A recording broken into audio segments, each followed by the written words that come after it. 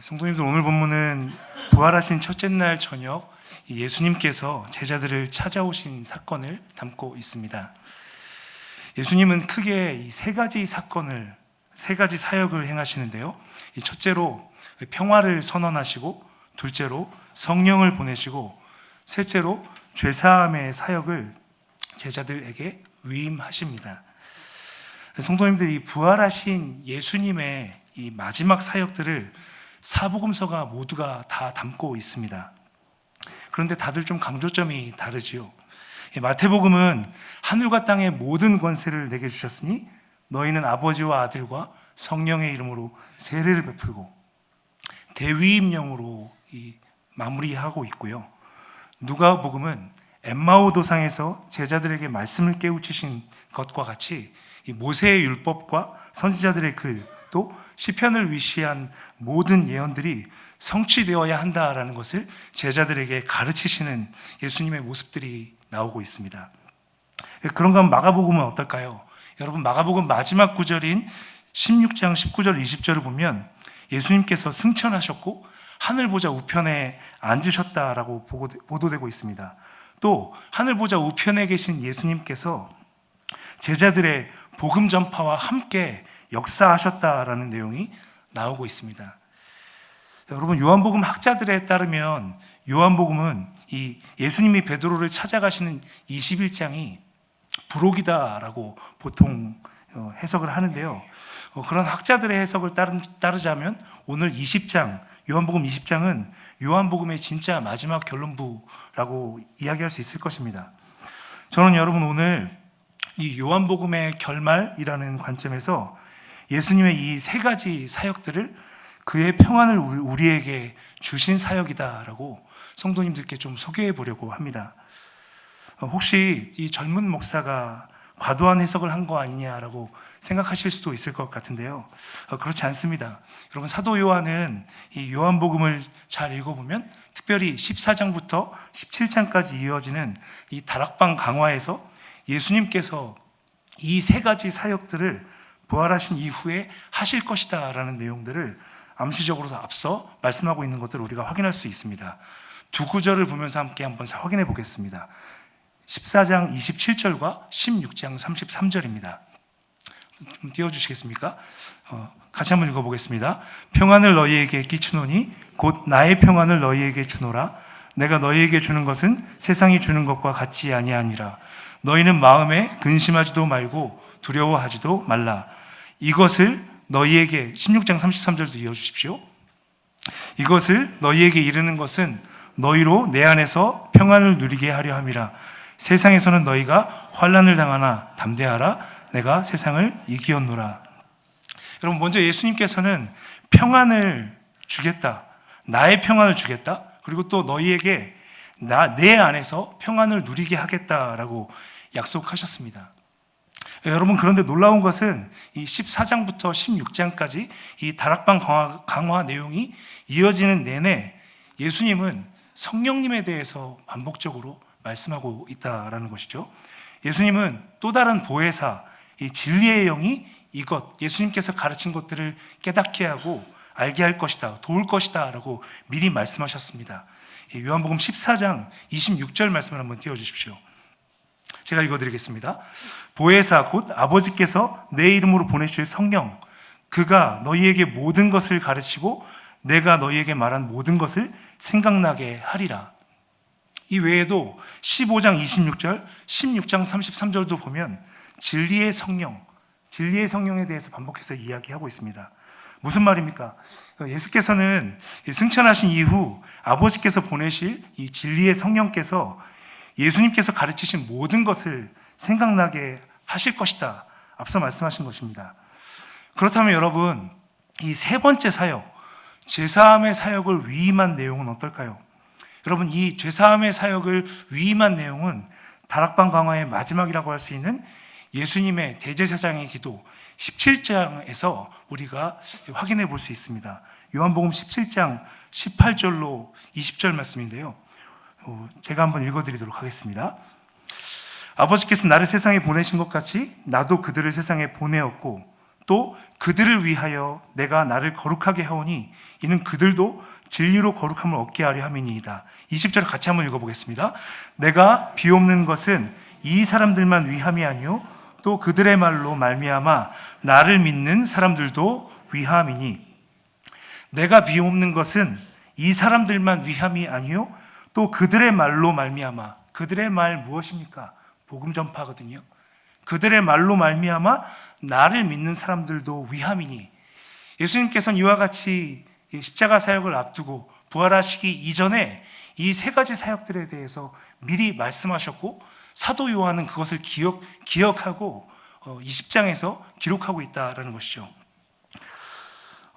성도 여러분, 그래서 오늘 저는 이 잠시 요한의 이 강조점을 따라서 이 긴밀하게 연결되어져 있는 부활하신 이후 예수님께서 행하신 이 세 가지 사역들, 이 세 가지 사역들의 의미들을 좀 깊이 살펴보고 예수님의 평안을 받은 자로 우리가 이 땅에서 어떻게 살아내야 할지에 대해서 하나님께 잠시 은혜를 구하는 시간을 갖기를 소망합니다. 여러분, 첫 번째 예수님의 사역을 먼저 살펴볼 텐데요. 20장 19절 말씀 다시 한번 읽어보겠습니다. 이날 곧 안식 후 첫날 저녁 때에 제자들이 유대인들을 두려워하여 모인 곳에 문들을 닫았더니 예수께서 오사 가운데 서서 이르시되 너희에게 평강이 있을지어다. 자, 첫 번째 사역 무엇입니까? 평화를 선언하셨다라는 사실이죠. 여러분, 문자적으로 여기서 너희에게 평강이 있을지어다는 이 샬롬 라켄입니다. 샬롬 라켄, 이 히브리어로는 너희에게 평화가 있기를, 그리고 헬라어로는 에이레네 휘민입니다. 이게 유대인들이 하는 일상적인 인사, 관례적으로 늘 하는 인사거든요. 너에게 평안이 있기를 원한다. 그런데 어떤 이유로 이 일상적인 인사, 마태복음에 보면 실제로 똑같은, 문자적으로 봤을 때 완전히 똑같은 단어, 이 에이레네를 그냥 그리팅, 인사하는 말로 번역한 부분들도 있거든요. 그럼 왜 우리는 이 오늘 본문 19절의 말씀을 예수님의 선언이라고 볼 수 있는가? 그 내용을 좀 우리가 살펴보기 위해서 먼저 이 헬라어 에이레네의 의미, 에이레네의 기원이 되는 샬롬의 구약 성경의 그 의미들을 우리가 먼저 좀 살펴볼 필요가 있습니다. 성도님들, 이 샬롬이라는 말은 의미가 완전하다라는 뜻을 갖고 있습니다. 모든 것이 하나님께서 뜻하신 바대로 충족되어져 있는 상태를 뜻하죠. 하나님의 뜻, 하나님의 영광이 완전히 임한 상태이기 때문에 내적으로도 평안하고, 내면적, 마음으로만 그런 것이 아니라 외면적으로도 모든 것들 가운데 그 평안이 다 나타나는 것, 완전한 것을 뜻하는 것이죠. 그런데 여러분, 이 샬롬이라는 단어는 기본적인 의미로 이 보상, 이 지불하다라는 의미를 갖고 있습니다. 그래서 여러분, 이 구약적인 배경을 살펴보면 출애굽기 21장 33절, 34절을 보면 이 샬롬이라는 말이 보상, 충족시키다, 지불하다라는 의미가 있다는 것을 확인해 볼 수 있습니다. 한번 같이 확인해 보도록 하겠습니다. 제가 읽어드리겠습니다. 사람이 구덩이를 열어두거나 구덩이를 파고 덮지 아니하므로 소가 나귀가 거기에 빠지면 그 구덩이 주인이 잘 보상하여 짐승의 임자에게 돈을 줄 것이요 죽은 것은 그가 차지할 것이니라. 여기서 보상하다라는 말이 이 샬롬이라는 말과 같은 말입니다. 그런가 하면 여러분, 여호수아 9장 15절에도 이와 같이 보상, 조건이 충족되어져서 평화, 화친이 이루어진다라는 의미로 샬롬이 쓰이고 있는 예를 볼 수 있습니다. 여호수아서 9장 15절입니다. 여호수아가 곧 그들과 화친하여 그들을 살리리라는 조약을 맺고 회중 족장들이 그들에게 맹세하였더라. 여기서 그들과 화친하였다라는 말이 이 샬롬이라는 말입니다. 여러분, 이와 같이 이 구약적인 개념에서 이 샬롬은 이 하나님께서 말씀을, 율법을 통하여서 명령하신 모든 것들이 충족되어진 상태, 만약에 말씀이 어겨졌다면 말씀이 어긴 거에 대한 이 대가 지불을 해야 된다라는 개념을 갖고 있는 것이거든요. 그런 관점에서, 그런 기본적인 의미에서 하나님의 모든 뜻이 이루어지는 것이 샬롬이라면 여러분, 이 모든 하나님의 뜻이 충족된 것을 끝판왕처럼 보여주신 사역이 무엇입니까? 예수님의 십자가의 대속이죠. 예수님의 십자가 대속입니다. 여러분, 뒷부분에서 살펴볼 테지만 특별히 요한복음에서는 이 예수님의 십자가 사역을 영광이다라고 해석하고 있습니다. 여러분, 요한복음 7장 39절을 보면 7장 38절의 앞부분에 예수를 믿는 자에게는 그 배에서 생수의 강이 넘쳐나리라 라고 하고 괄호를 치고 뒤에 7장 39절에 예수께서 아직 영광을 받지 아니하신 고로 성령이 그들에게 임하지 않았다라고 이야기하고 있습니다. 십자가 사역과 이 성령을 연결해서 설명을 하고 있습니다. 예수님께서 이 십자가 사역, 영광, 하나님의 뜻을 완전히 이루심을 통해서 이 하나님의 샬롬을 이루셨다라는 것이 이 신약적인 관점에서의 샬롬이죠. 여러분, 이와 같은 예수님이 이루신 샬롬, 에이레느를 사도 바울은 로마서 5장 1절에서 이렇게 이야기했습니다. 그리스도 예수로 말미암아 하나님과의 화평을 누리자, 이렇게 선언했고요. 또 에베소서 2장 14절 16절을 보십시오. 한번 띄워주시겠습니까? 사도 바울은 이렇게 선언합니다. 그는 우리의 화평이신지라 둘로 하나를 만드사 원수된 것고 중간에 막힌 담을 자기 육체로 허시고. 또한 골로새서 1장 19절 20절에서도 또 이와 같은 화평의 개념, 예수께서 완성하신 화평을 말씀합니다. 20절 말씀 한번 띄워주십시오. 골로새서 1장 20절입니다. 제가 읽어드리겠습니다. 그의 십자가의 피로 화평을 이루사 만물 곧 땅에 있는 것들이나 하늘에 있는 것들이 그로 말미암아 자기와 화목하게 되기를 기뻐하심이라. 아멘. 예수 그리스도께서 이와 같이 하나님이 뜻하신 바 모든 것, 하나님 앞에 그 어떤 인생도 의로 설 수 없는 것들을 아시고 예수님께서 십자가에서 대속을 이루신 화평, 그 화평을 신약적인 관점에서 이야기하고 있는 건데요. 여러분, 오늘 우리가 19절에서 너희에게 평강이 있을지어다 라고 예수님께서 말씀하신 샬롬 에이레네를 우리가 선언이다라고 볼 수 있는 이유 무엇인가? 하나님께서 뜻하신 모든 사역을 다 완수하신 이후에, 십자가의 대속을 마치신 이후에 예수님께서 제자들에게 찾아와서 친히 말씀하고 계신 것이기 때문에 단순한 인사말이 아니라 너희에게 평강이 있을지어다 라는 예수님의 선언, 하나님과의 화평, 평화가 이제 이루어졌다라는 것을 선언하는 개념으로 우리가 볼 수 있다라는 것이죠. 여러분, 이와 같은 예수님의 마음, 하나님의 마음은 이사야서 40장에서 하나님께서 이사야 선지자를 통해서도 하나님께서 이 언약 백성 또 우리에게 이르기까지 모든 시대 하나님의 백성들에게 그 복역의 때가 끝났다, 너는 예루살렘을 향하여서 선언하라, 그 복역의 때와 심판의 때가 끝났다라고 알려주라라고 선언하는 이사야의 마음을 통해서도 우리가 읽어볼 수 있습니다. 하나님께서는 오늘 예수 그리스도께서 이루신 십자가의 대속과 부활을 통하여 그 제자들에게 하나님과의 화평이 이제 이루어졌다, 너희가 하나님과 화평 가운데 나아갔다라고 선언하고 계신다라는 것입니다. 그런가 하면 여러분, 오늘 두 번째 요한이 강조하고 있는 예수님의 사역 무엇입니까? 20장 22절 말씀 같이 한번 읽어보겠습니다. 이 말씀을 하시고 그들을 향하여 숨을 내쉬며 이르시되 성령을 받으라.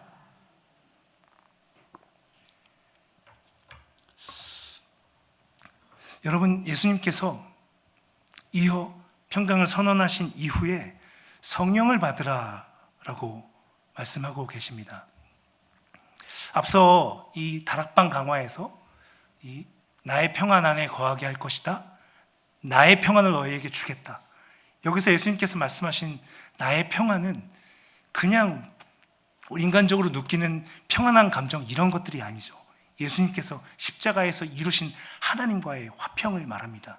그런데 그 화평을 앞서 말씀하시면서 진리의 성령을 보내시겠다라고 말씀하셨죠. 예수님께서는 십자가 사역을 이루시고 부활하신 이후에 찾아오셔서 화평을 선언하신 이후 약속하신 그대로 성령을 보내십니다. 그런데 그 성령을 보내시는 예수님의 모습을 우리가 좀 주목해 봐야 합니다. 예수님께서 어떻게 성령을 보내고 계시죠? 숨을 내셔서 마치 하나님께서 태초 때에 아담을 손수 지으시고 코에 그 생기를 불어 넣으신 것과 같이 예수님께서는 성령을 숨을 불어 넣어서 제자들에게 보내고 있다라는 것입니다. 여러분, 예수님께서 이 십자가 사역 이후에 성령을 보내시고 계신다라는 것을 주목하여서 또 요한복음이 이 성령에 대해서 갖고 있는 관점을 따라서 이 앤드류 머레이 목사님은 성령에 대해서 이렇게 설명하고 있습니다. 영광 받으신 예수 그리스도의 영이다라고 설명하고 있습니다. 이 앤드류 머레이 목사님이 이 성령에 대해서 요한복음의 관점을 따라 영광 받으신 그리스도 예수의 영이다라고 해석하는 근거 같이 한번 찾아보시겠습니다. 요한복음 7장 39절 말씀 한번 띄워주시겠습니까? 같이 한번 읽어보겠습니다. 이는 그를 믿는 자들이 받을 성령을 가리켜 말씀하신 것이라. 예수께서 아직 영광을 받지 않으셨으므로 성령이 아직 그들에게 계시지 아니하시더라. 아멘. 요한복음의 관점이 나타나고 있죠. 예수께서 아직 영광을 받지 않으셨다. 여기서 영광이 십자가를 말하거든요. 영광을 받지 않으셨기 때문에 성령은 아직 그들에게 계시지 않았다. 그런데 이제 20장 맥락에서는 십자가 사역을 이루시고 부활하심으로 대속과 하나님의 의를 다 이루신 이후에 성령을 보내셨다라는 것입니다. 성령은 어떤 영이십니까? 예수 그리스도를 통해서 제자들에게 보내신 그 영은 십자가를 영광으로 우리에게 가르치는 영입니다. 예수 그리스도께서 나에게 이루신 하나님과의 화평이 어떻게 이루어진 것인가? 십자가라는 영광을 통해서 우리에게 이루어진 것이다라는 것을 우리에게 계속해서 깨우치시는 것이죠.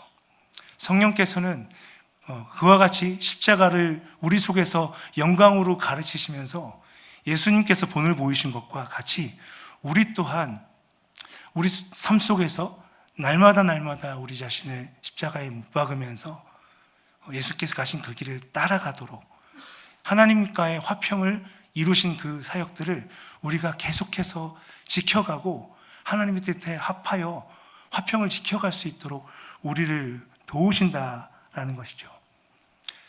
여러분, 그런가 하면 이 세 번째 사역의 의미를 같이 한번 살펴보시겠습니다. 이 세 번째 사역은 무엇이었습니까? 죄사함의 사역을 위임하시는 사역이었습니다. 우리 오늘 본문 20장 23절 말씀 같이 한번 읽어보겠습니다. 너희가 누구의 죄든지 사하면 사하여질 것이요 누구의 죄든지 그대로 두면 그대로 있으리라 하시니라. 아멘. 여러분, 여기서 말씀하고 있는 이 죄사함의 이 권세, 죄사함의 사역을 위임한 것은 이 제자들 그리고 교회된 우리에게 우리 자체에게 죄사함의 권세를 주셨다라는 의미가 아닙니다. 오늘 이 예수님께서 선언하신 화평 그리고 그 화평을 이루기 위해 우리에게 불어넣어 주신 성령 그리고 그 성령을 통해서 이루어 가시는 이 죄사함의 권세의 사역, 우리가 연결해서 생각해 봐야 한다라는 것이죠. 예수께서 이루신 그 화평의 복음을 우리가 전함으로 말미암아 그 하나님의 용서를 우리가 전하고 그 하나님의 용서를 우리가 우리 주변의 이웃들과 우리에게 허락된 모든 상황들 가운데 전하면서 하나님께 용서의 주권을 맡긴다라는 의미입니다. 그런데 여러분, 여기서 우리가 앞서 이 말씀드린 것과 같이 이 용서, 화평, 이 에이레네의 의미에 대해서 우리가 생각해 볼 필요가 있습니다. 앞서 에이레네가 어떤 의미라고 했죠? 하나님의 뜻이 모든 영역에서 다 충족되어 있는 완성된 상태라고 했습니다. 그리고 우리 마음 속에서만 평안하고 우리 마음 속에서만 그 모든 것들이 충족된 상태가 아니라 우리 바깥에 있는 모든 것들 가운데에도, 우리가 만나는 모든 관계, 우리가 행하는 모든 일들 가운데에도 그 화평이 이루어지는 것을 뜻한다라고 말씀을 드렸습니다. 성령께서는 우리 속에서, 우리 내면 속에서 그리스도의 화평이 충만하게 나타나도록 깨우치시고 뉘우치게 하시고 또 탄식하시면서 우리를 변화시키신다면 그것으로 끝내시지 않는다라는 것이죠. 하나님께서는 우리의 모든 관계들 가운데에도 그 화평을 우리에게 이루도록 우리 마음속에서 계속 생각나게 하는 사람이 있습니다.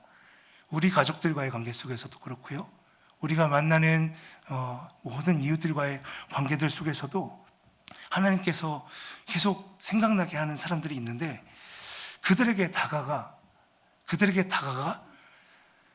나에게 용서를 베풀어 주신 그 예수 그리스도 화평의 복음을 그들에게 전함으로 그 성령을 통해 그 화평의 복음의 은혜가 흘러가게 해야 한다라고 도전하고 말씀하고 있는 것입니다. 성도 여러분, 이 23절 말씀을 이 메시지 성경, 이 유진 피터슨 목사님은 20장 23절 말씀을 이렇게 번역했습니다. 한번 띄워주시겠습니까? 메시지 성경 20장 23절 말씀인데요.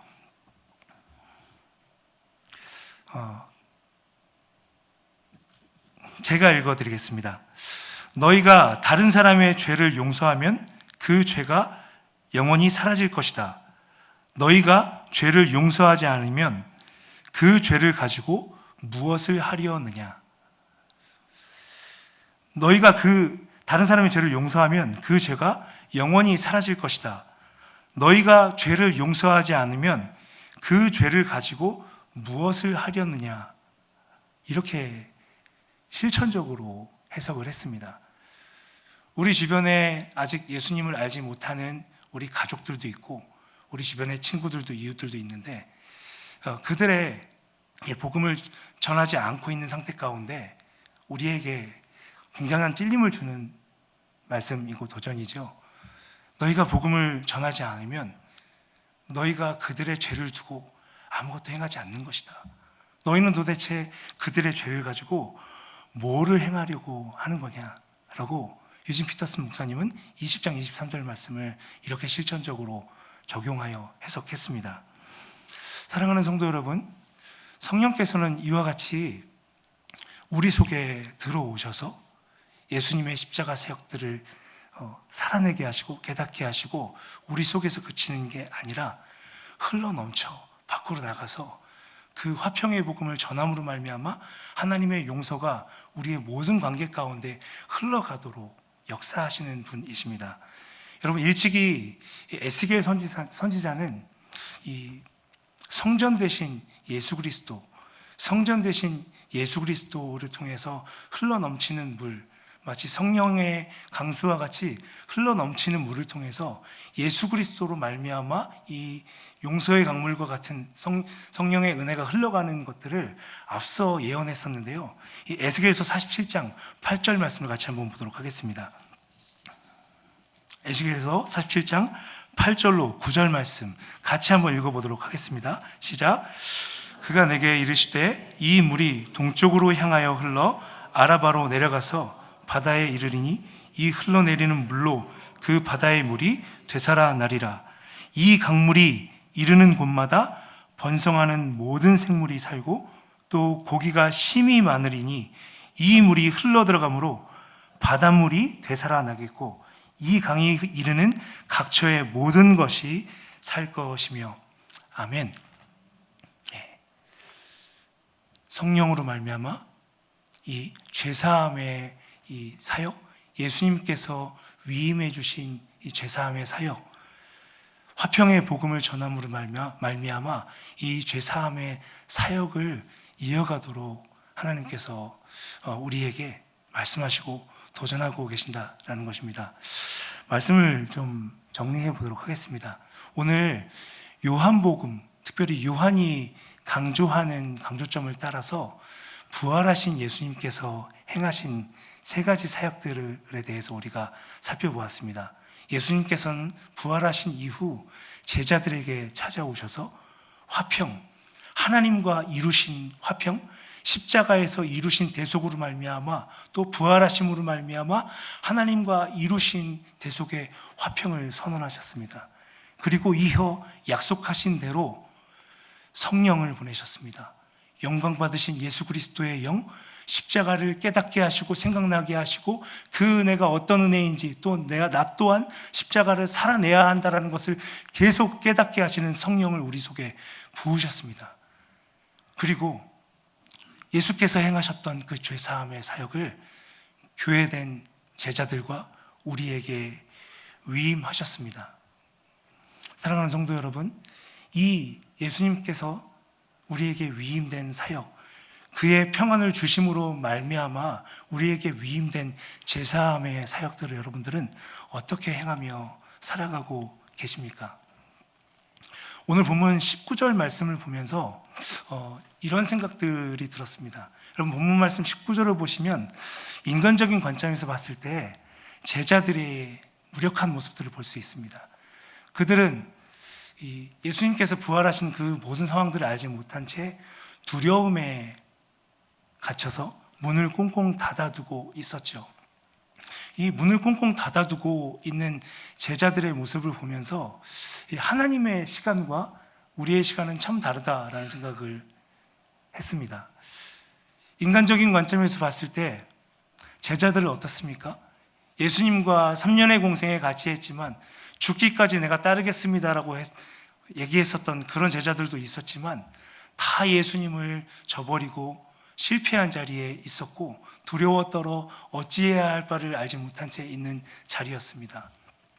그렇게 아무 자격도 없고 은혜 받을 만한 그 어떤 것도 보이지 않는 때, 인간적으로 너무 무력하고 내 자신이 미워지고 그러한 때, 성령을 받을 만한 아무런 자격이나 아무런 선한 게 없는 그러한 때에 예수님께서는 십자가의 사역을 이루셨고 화평을 선언하셨고 자격 없는 그들에게 성령을 부어주셨습니다.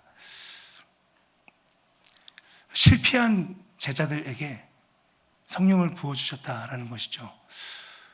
오늘 이 시대에 우리 교회 안에서 이 성령 충만, 성령을 받는 것에 대해서 우리가 생각을 할 때 우리가 자주 오해하는 것들이 있습니다. 우리는 우리가 잘 살아내고 말씀대로 온전히 모든 것들을 다 순종해내고 완전주의자들과 같이 우리가 모든 것들을 다 이루어내야지만 성령을 받을 수 있는 것처럼, 성령 충만을 이룰 수 있는 것처럼 그렇게 오해할 때가 많습니다. 그래서 항상 새벽 기도도 삶의 현장에서 말씀을 읽어내는 것도 모든 경건의 훈련들, 내가 생각할 때 모든 그런 것들을 행할 때에서야 성령이 주어지고 성령이 충만하게 부어져서 나를 지배하시고 성령의 충만의 선물이 주어질 것이다라고 생각하는데, 부활하신 후 첫 번째 순간 때부터 하나님의 생각은 전혀 달랐다라는 것이죠. 사랑하는 성도 여러분, 오늘 동일하게 여러 실패 가운데 짓눌려 있고 또 열패감 가운데 빠져 있고 나는 하나님으로부터 그 어떤 소망도 발견할 수 없는가라는 무너져 있는 심령 가운데 하나님께서는 오늘도 성령을 부으십니다. 우리에게 성령을 부으시고 다시금 십자가를 가르치시고 다시금 사명의 자리로 나아갈 수 있도록 우리를 도전하시고 깨워내신다라는 것이죠. 박영돈 교수께서 쓰신 책 성령 충만, 실패한 자들에게 주시는 선물이라는 책이 있습니다. 저는 이 책을 너무너무 사랑하고 좋아합니다. 그 책에서 지적하고 다루고 있는 내용이 앞서 말씀드린 내용들입니다. 오늘 이 땅을 살아가면서 부활하신 예수 그리스도, 그 십자가의 영광을 가르치시는 영을 받은 자로서 살아갈 때 인간적인 관점으로서는 내가 이렇게 무력하고 실패하는 삶이 이어지고 있는데 내가 성령 받은 것이 맞는가?